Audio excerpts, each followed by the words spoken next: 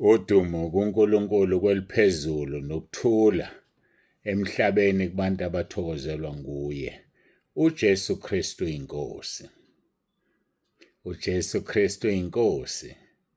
uJesu Kristu inkosi. Siyambonga uNkulunkulu wethu kakhulu, siyamdumisa bangcwele ngokusipha ithuba elifana naleli. Ayike izolo bekuyisihloko sokugcina inkonzo number 50 phansi kwesihloko esithi ukukhuleka nokukholwa. Siyaqhubeka ke, abanye sebekhohliwe, abanye babengekho. Sidine mhla ka5 December ukukhuluma ngentshumayelo yasentabeni. Intshumayelo yasentabeni. Hayibo, ngisazwenza ama corrections. u5 December noma u5 November. 5 December noma u5 November, kodwa kulokho besikhuluma ngentshumayelo yasentabeni. Sidineke silapha kuMathewu chapter 5 verse 9. Ngokuvuma kwenkosi siyoze sifike ku chapter 7. Ngasho ke ngizoshona namhlanje. Intshumayelo yasentabeni iwu chapter 5, chapter 6, chapter 7 kuMathewu. Uma ungaliphila lelo zwi, wenze njengoba kushiwo kulama chapters, uyongena ugijima ezulwini, ngoba intshumayelo yasentabeni yayishunyayelwa uJesu Kristu oyinkosi yethu uqobo lwakhe. Uthi-ke kuJohn 14 verse 6, ngiyindlela neqiniso nokuphila, akekho ozoya kubaba ngaphandle kwami. So ngamanye amagama intshumayelo ayishumayela lapho iyona ezosisa ezulwini. Uma okunye kwalokho akushumayelayo ungakwenzi, ayake ngiphinde futhi, uma okunye kwalokho akushumayelayo ungakwenzi, kusho ukuthi ngeke phela ulibone wena izulu. Kufanele siyenze yonke into esithola kuMathewu chapter 5, chapter 6 and chapter 7. Ayike bengizama ukubuyisa ingqondo sikhumbule ukuthi sadinaphi. Ngizofunda uverse 9 esadina sikuye, bese ngiya kuverse 10 sesiqala ke siqhubeka noverse 10. Angazi ukuthi sogcinaphi ngoba lo Mathewu intshumayelo yasentabeni lokusayiqala ngonyaka odlule, mangingaphazami immediately emva kwe21 days kaJanuwari. Kodwa angisazi, nginqenile nje uhamba ngochecka yonke lonto. Kodwa nje kona cishe unyaka wonke sikhuluma ngentshumayelo yasentabeni phakathi neinsuku. Siyabuya ke namhlanje izinsuku zingaki? Zingu5 kuJune. Is it 5 June? Is it really 5 June? Noma u4 June? Angazi ukuthini ngabaze kangaka namhlanje ezintweni zami. Umhla ka5 June, umhla ka5 June. So uma kumhla ka5 June ke siyaqala ngentshumayelo yasentabeni elokhu sihawu. What a coincidence. Kithe sayidina nini? Mhla ka5 November. Hayi ake siqinisekise lokho. uJesu Kristu inkosi. uJesu Kristu inkosi. uJesu Kristu inkosi. Ayike sengiqinisekisile u5 December, 5 December 2025. Kusho ukuthi it's exactly 6 months, exactly 6 months. Njenganamhlanje sazidina inkonzo lezi zentshumayelo yasentabeni. Sengiqinisekisile 5 December 2025.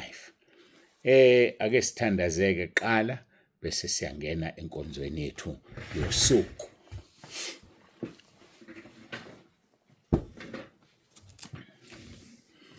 Baba, egameni lomfelo wethu uJesu ophilayo, siyakubonga, siyakudumisa ukuthi namhlanje usiholela emuva kulezi inkonzo esazigcina mhla ka5 December 2025. Namhlanje zingu5 kuJune 2026. Izinyanga ezisithupha zihlangene golokoqo, sesiqala isihloko esadina kuso ezinyangeni ezisithupha. Siyacela Moya Ongcwele usihole ube nathi. Siyazi ukuthi intshumayelo yasentabeni ingama chapters awu3 kaMathewu. Asazi ke Nkosi sizoholwa nguwena noma sizokhuluma size siwaqede, ngoba sisekwi chapter yokuqala u5. Siholeke uNkulunkulu wethu ngomoya wakho ongcwele, ukhuluma uzambule, nami ngihlale ngilalela usebenzise lo mzimba. Khuluma moya kaNkulunkulu ophilayo. Khuluma moya weqiniso, khuluma mduduzi ibandla lakho lilalele. uJesu Kristu inkosi. uJesu Kristu inkosi. uJesu Kristu inkosi. Amen. Siyambonga uNkulunkulu wethu kakhulu bangcwele, siyamdumisa. Ngithe ngizofunda kuverse 9 ka-chapter 5, sikhumbule sadenaphi, bese siqala-ke uverse 10. Asizusho lutho ngoverse 9. Uthi kuverse 9, babusisiwe abalamulayo ngokuba baya kuthiwa abantwana bakaNkulunkulu. Babusisiwe abalamulayo. Sasuka-ke lapho saya kuleli verse elithi uNkulunkulu wafuna umuntu wokubiya ame esikhaleni, ngoba ukulamula kukuma esikhaleni. Sike sathinta indaba yamanxusa, ukuba inxusa ukuma esikhaleni, unxusela abantu kuNkulunkulu, unxusela uNkulunkulu kubantu. So-ke umuntu olamulayo uma phakathi kwabantu ababili. So babusisiwe abalamulayo ngokuba bayakuthiwa abantwana bakaNkulunkulu. Sadina lapho-ke. Uverse 10 uthi babusisiwe abazingelwa ngenxa yokulunga ngokuba umbuso wezulu ungowabo. Babusisiwe abazingelwa ngenxa yokulunga ngokuba umbuso kaNkulunkulu ngowabo. Yazi ukuthi bake bakusukela abantu, bakuphe umbuso ezandleni, bakunike nje phi ngokuthi bakuzingele ngenxa yokulunga. Yazi basuke bekupha umbuso nje. Ngingomunye wabanaleyo nhlanhla. Ngomunye wabanaleyo nhlanhla. Nizokhumbula ngoNovember basesikhona ka-2023. Mhla ka-6 nganitshela ukuthi ngithintwe inkabi. Isekhona lo voice note. Ngithintwe inkabi. Inkabi yathi kimi, "Babunsibande, bebengithengile ukuthi ngikubulale.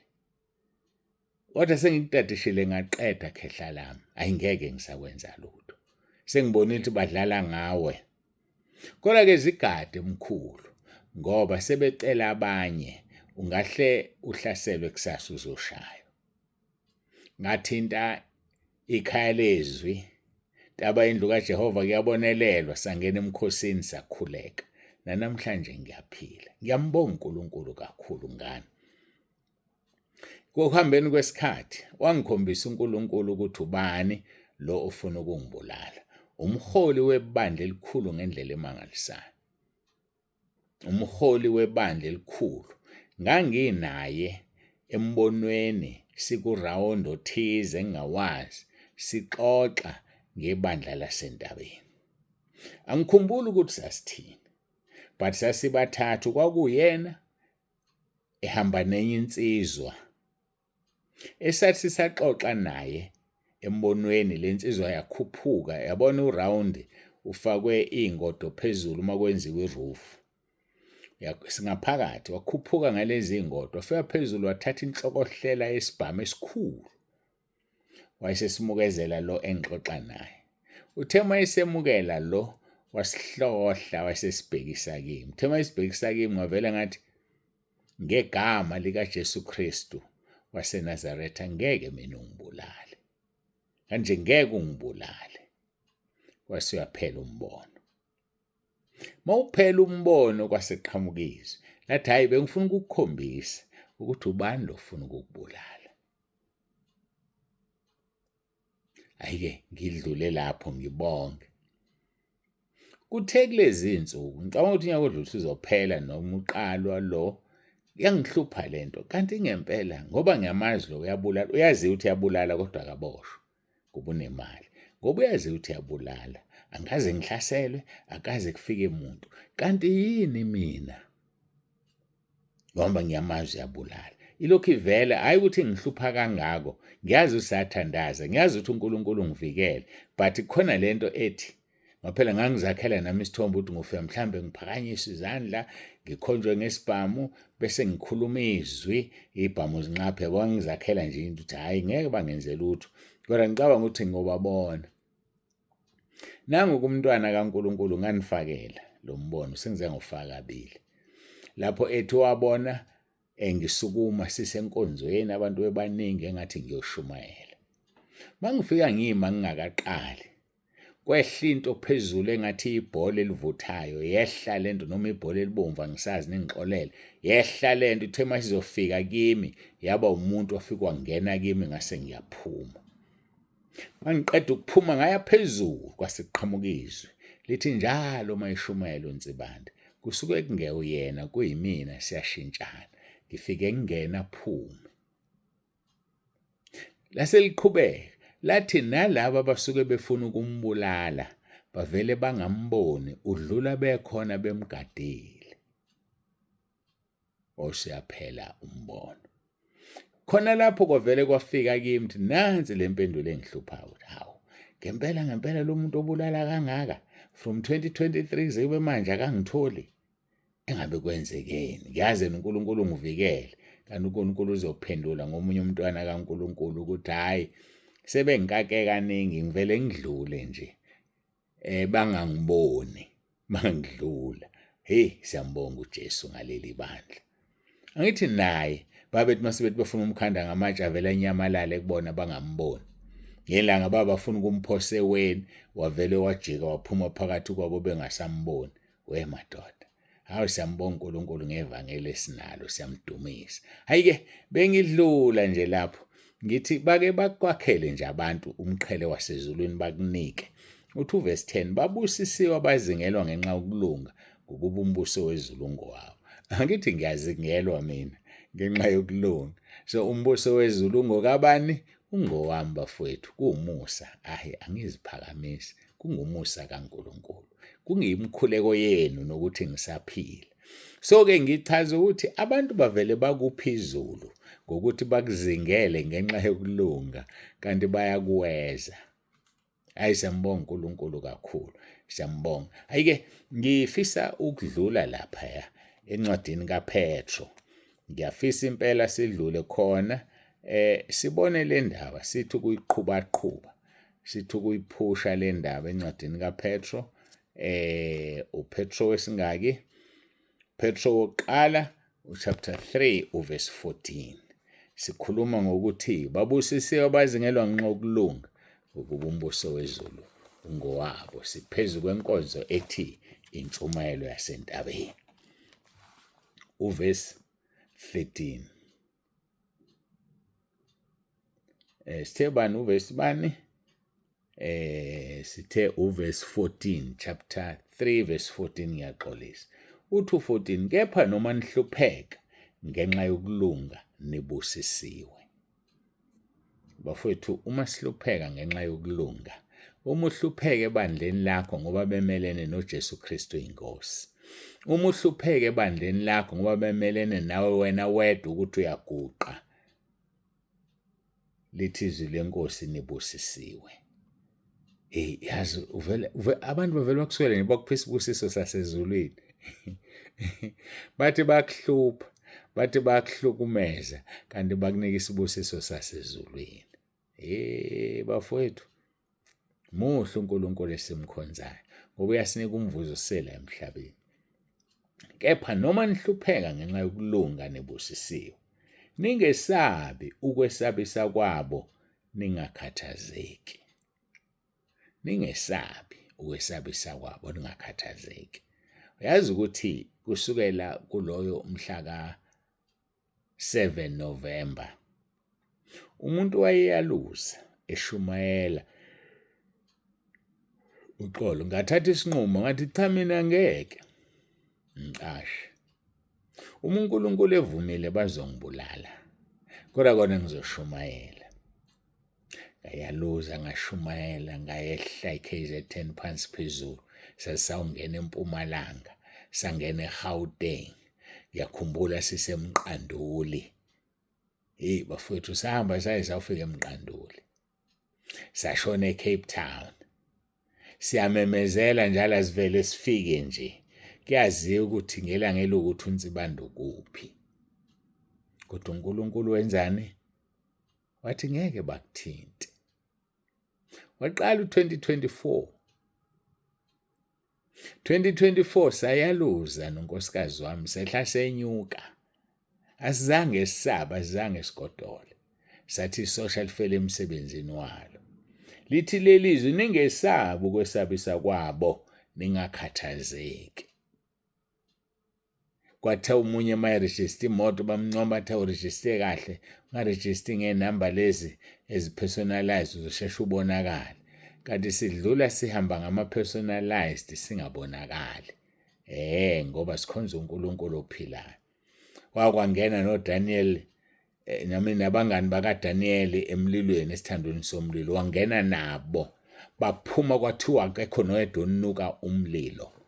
Akho noyedwa onuka intuthu. Ngisho iy'nwele azihangukanga. Hey bafowethu, asikhonza omunye uNkulunkulu kodwa. Lapho ku-Isaiah 43 verse 1 kuya ku-3 uthi songena emlilweni singashi. Songena emanzini singakhukhuleki, emfuleni egcwele singakhukhuleki. Ngoba unjani yena? Ungena nathi.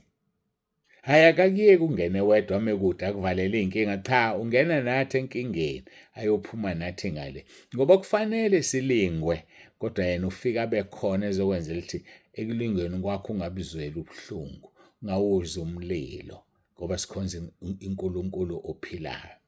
Ngiyakhumbula ngiseyinsizwa kokukhona igama ngangihlala ngapha ngomhlaba yalingana khulunywa ngenqokonqoko. Kuthiwa inqokonqoko into yozwe ilahle. Ngengidluleke ngichaza ukuthi kwakushiwo ini. Khona nje makushiwo into engayindawo, into ehlezi, into ekhona, kuthiwa inqokonqoko. Hey sikhonza inqokonqoko, ngiyakutshela wena. Akayindawo, ukhona, wayekhona, ukhona uzoba khona. Uthi othinta thina uthinta inhlamvu yeso lakhe. Athi ulimi oluzivukela uzolwahlulela. Hayi sivukele wena, sikhululekile. Sivukele, khulume konke okuthandayo, kodwa ulimi oluzivukelayo uzolwahlulela. Siyambonga uNkulunkulu wethu ngendlela emangalisayo. Uthi-ke kuverse 14 1 Peter chapter 3, kepha noma nihlupheka ngenxa yokulunga nibusisiwe. Ningesabi ukwesabisa kwabo ningakhathazeki. Bengisachaza ngeminyaka. Ngo-2025 sihambile sashumayela. Asikaze sigodole. Wes ngo-2026 kuyisikhathi sika-21 days ngakhipha iprogram yonyaka. Ihlezi ezitheni. Ihlezi kubazingeli bakaBaba uNsibande. Banayo, bayamazi ukuthi ukuphi nini kanjani ngasikhathi sini. Kodwa ngeke bamenze lutho ngoba uvela adlule phakathi kwabo bengasamboni. Usho njalo uNkulunkulu. Uthi noma yinini mayishumayela uyaphuma yena. Nini ngizwe kodwa uthi ngikhuleka wemadoda. Ngiyambonga uNkulunkulu uyawuphendula. Nini ngizwe ukuthi ngikhuleka ngithini? Ngithi ngiyacela Nkosi ukuthi ngihlale phansi nami ngiyilalele lenkonzo usebenzise lo mzimba ukukhuluma. And kwenzeka exactly. Noma ke lapha embonweni kuthiwa ngakhuphuka ngaya phezulu. Wafika wangena lo. Kodwa ngisuke ngiyilalela inkonzo ngihlezi phansi nani. Kodwa ngikumoya ngoba phela ngifihliwe ngakwesokunene sikaNkulunkulu. Sho njalo uKolose chapter 3 verse 3. Uthi uma nafa ukuphila kwenu kufihlwe noKristu kuNkulunkulu. Ayiso ngithi mangiphakama kungumusa kaNkulunkulu. Ngiyofihleka lapha afika ngene yena. Umoya oNgcwele athi take over. Uhlaleke wena ungalaleli. Uhlaleke wena ungakwenzi okushiwoyo. Senizwile imkhuleko, kusuke kungakhuleki mina, khuleka umoya ngoba umoya uyasiza. Roma chapter 8 verse 26 and 27. Ngoba sikwazi singacela kahle, kodwa umoya uyasibubulela. Hawe madoda. Laze lamnandi izwi. Ayikhona ukuliphila, ave kumnandi ukuliphila bafowethu. Kumnandi ukuphila izwi. Siyibandla ngihlale ngigcizelela eliphila ngezwi, hayi ngemibono, hayi ngamaphupho. Imibono ikhona, amaphupho akhona, kodwa sihlola ngezwi. Bakithi. Anawo lona nje bengikhuluma ngawo. Sesiushilo ngezwi, Jesu wayenyamalala. So naye leli khehla lelo libonayo la efonini yakho mawubuka ku YouTube, oluzwayo mawulalela uWhatsApp. Lona leli khehla lakho lelo lilalele liyanyamalala nalo. Lingisa inkosi yethu uJesu yanyamalala. Ngiyaziwa ukuthi ngikuphi nini kanjani, kodwa ngeke bangenze lutho. Inkosi yami uJesu ingavumile, ngoba mhla ivuma mhlawumbe ilanga engiyobe ngihamba ngalo ngekhaya ezulwini, ngoba ngazi ngohamba kanjani. Kodwa inqola engohamba ngayo ukufa. Ngaphandle-ke uma sengiyohamba ngenqola yamafu sekuhlwithwa ibandla, ngoba uma kuhlwithwa ibandla sohamba ngefu bafowethu. iBhayibheli licacile lapho. Asikholweni-ke simkhonze uNkulunkulu, sihlale kuye. KwiHubo 34 qala kuvesi 17 uthi ziningi inhlupheko zabalungileyo, kodwa uNkulunkulu uyabanqobela kuzo zonke. Alaphulwa nelodwa lamathambo ethu. Alephulwanga elikaJesu esesiphambanweni. Ngeke lephulweke nelami namhlanje. Hayi, ngeke lephulwe. Ngeke lephulwe. Bongidubula noma bengidubulile kobe ngephuka ngathambo. Uyobe sevumile. Ngingakaqedi savumelana. Wathi ngeke, akekho yoma phambi kwakho. Ngeke ngikushiye uzuphelele umsebenzi wokwakhiwa kwendlu yami. Indlu yakhe kamoya yini ibandla. Sikhuluma ngendonga. Awu, siyambonga uNkulunkulu bafowethu kakhulu. Lisho njalo izwi likaPetru uvesi 14 1 Peter chapter 3. Kepha noma nihlupheka ngenxa yokulunga nebusisiwe, ningesabi ukwesabisa kwabo, ningakhathazeki. Masingakhathazeki, washo njalo kuJohane 14 wathi ekhali kababa kunezindlu eziningi, ukuba bengenjalo bengiyonitshela ukuthi ngiyonilungisela. Ningakhathazeki, ngoba lapho ngikhona ngifuna nani nibe khona. Ayasibambe la. Sikhuluma ngoverse 10 chapter 5, intshumayelo yasentabeni, Matthew chapter 5. Sikhuluma ngokuthi masingakhathazeki bafowethu, noma sihlupheka ngenxa yokulunga, we are just blessed. Sibusisiwe, singakwesabi ukwesabisa kwabo. Ngigoqe ngikhuleke. Siyambonga uNkulunkulu. Siqhubeka nentshumayelo yasentabeni, uverse number 10 uchapter 5 incwadi uMateyu.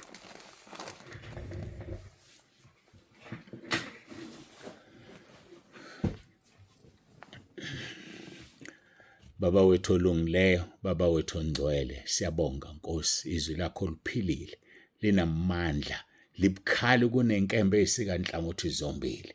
Lihlaba lize lahlukanisa ithambo nomkantsha, lahlukanisa umoya nomphefumulo, lahlulela imicabango nezizindlo. Akukho okusithekileyo okungekho bala. Siyakubonga Nkosi kakhulu, siyakudumisa. Izwi lakho linamandla. Oh Nkosi, iba nathi, iba nalo seyilalelile inkonzo.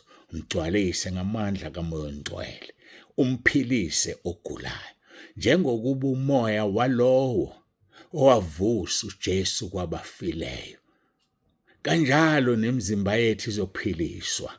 Okwethu kumgcina uMoya oNgcwele sashaya uphawu ngaye. Siyabonga Nkosi Jesu, thinta ilona loyo njengamanje lapha ekhona. Mthinte Nkosi ngesandla sakho somusa. Mthinte Nkosi umphilise. Ngiqalekisa konke ukugula kulomzimba.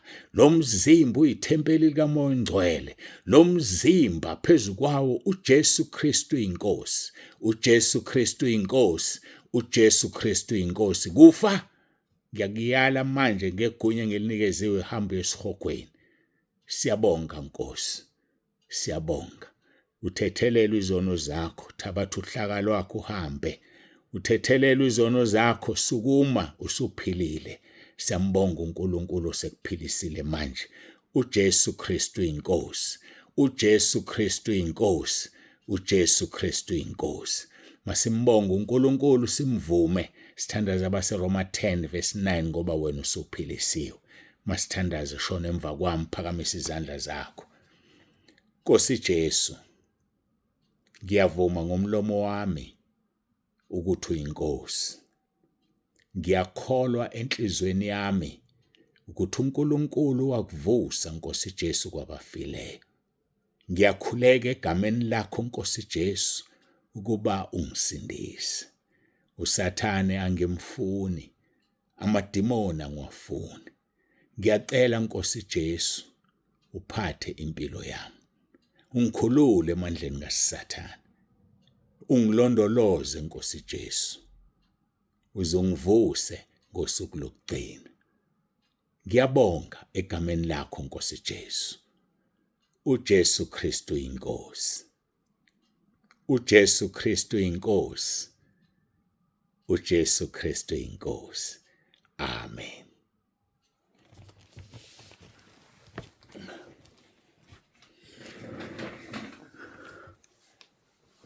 uJesu Kristu inkosi mntaka baba usuphilile. Usuphilile. Sukuma uhambe lapha endlini yakho uma kuwukuthi ubungakwazi ukuhamba. Lalela isigulo sakho njengamanje uze ukuthi ususindile. Simnika udumo uNkulunkulu. Yena yedwa ohlala ekhanyeni ongesondelwe kukho. Onokungafi. Malube kuyo udumo namandla nenkazimulo ikhathi zingakabikho namanje kuze kube phakade. Ngoba umhlaba wonke ungowakhe nokugcwala kwawo. Ulidalile izulu walendlala njengendwangu. Owudala umhlaba uphanyekezeni. Umbetha amandla njengengubo. Ngeke avuma unyawo lwakho lushelele. Noma uhamba esigodini sethunzi lokufa ngeke ukwesaba okubi ngoba yena unawe ngaso sonke isikhathi. Akozeli, akalali, uyakulinda. Uyithunzi lakho emini ilanga lingakushisi nenyanga ebusuku. Isibusiso sakhe sihlezi phezu kwakho. Ubusiswe kungeneni, ubusiswe kuphumeni. Awu siyambonga uNkulunkulu wethu, siyamdumisa. Ngoba mayakhe izindlu zakhe imshawo yazo uyibeka phezu kwamanzi. Wenza amafa abe inqola yakhe. Hamba ngamaphiko omoya. Wenza ingelosi zibe imimoya. Ikhonzi zakhe zibe ngamalanga bomlilo. Siyabonga uNkulunkulu wethu. Siyabonga uNkulunkulu kaAbrahama, uNkulunkulu kaIsaka, uNkulunkulu kaJakobe. Ungcwele, ungcwele, ungcwele Jehova Sebawothi, ungcwele, ungcwele. Uma wasinika uJesu Kristu indodana yakho kungaba kanjani ungasiniki konke kanye nayo na? Kungaba kanjani ungamphilisi lo ogulayo manje na? Ukukholwa kwakhe kumsindisile. Siyabonga. Baba uNsibanda uyavalelisa. Ube nosuku oluhle nentambama enhle. uJesu Kristu inkosi.